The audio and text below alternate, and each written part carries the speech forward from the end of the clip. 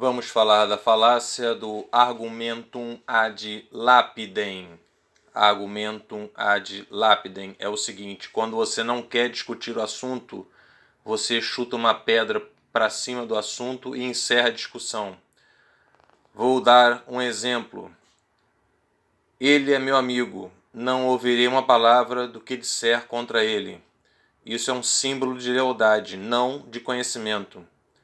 Quando você não quer comentar sobre o assunto mais, você joga uma pedra em cima dele. Por isso que o nome é lapidem. Ele consiste em ignorar inteiramente o argumento, recusando-se a discutir sua afirmação central. Um argumento ou uma evidência não podem ser descartados por não se conformarem a uma opinião existente. Por mais que gostássemos de descartar aquilo que ofende nossa visão ordenada das coisas, é uma falácia supor que podemos fazê-lo sem que haja um custo. Ao recusar admitir elementos que possam ser relevantes para uma conclusão sólida, agimos com ignorância.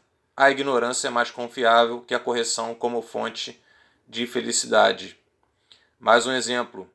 Não sabemos que nossa vontade é livre e assunto encerrado. Você encerra o assunto e não quer nem saber. Há sempre muitas pedras para chutar em campos nos quais as provas não têm base. Sempre que uma crença é indemonstrável, seus adeptos podem usar o argumentum ad lapidem. Vamos a mais um exemplo. A razão não serve como guia. Você tem de abrir o seu coração e então saberá. Comentário a esse exemplo. Isto não é terrivelmente útil para aqueles que investiguem de fora a verdade de uma coisa, por mais confortante que possa ser para aqueles que sabem. Esta falácia ocorre bem mais do que seria de supor em ambientes universitários. Com frequência se argumenta muito seriamente em círculos quase acadêmicos que certos livros não deveriam ser permitidos no campus, porque propagam erros. Seus defensores são muito frequentemente silenciados por berros, pois a audiência sabe que o que estão dizendo é falso, e não precisam ouvir os argumentos. Algumas organizações estudantis efetivamente transformam o argumentum ad lapidem numa política de conduta, recusando-se a permitir uma determinada plataforma por tratar-se reconhecidamente de um erro, categoria que pode incluir até membros do governo eleito do país.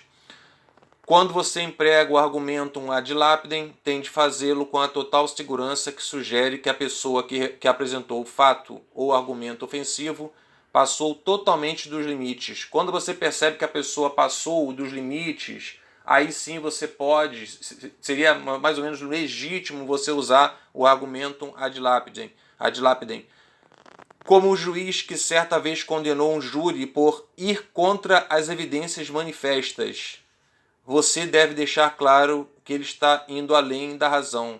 Seu oponente, extrapolando todas as opiniões aceitas e todos os cânones da decência, tornou sua opinião inteiramente indigna de consideração.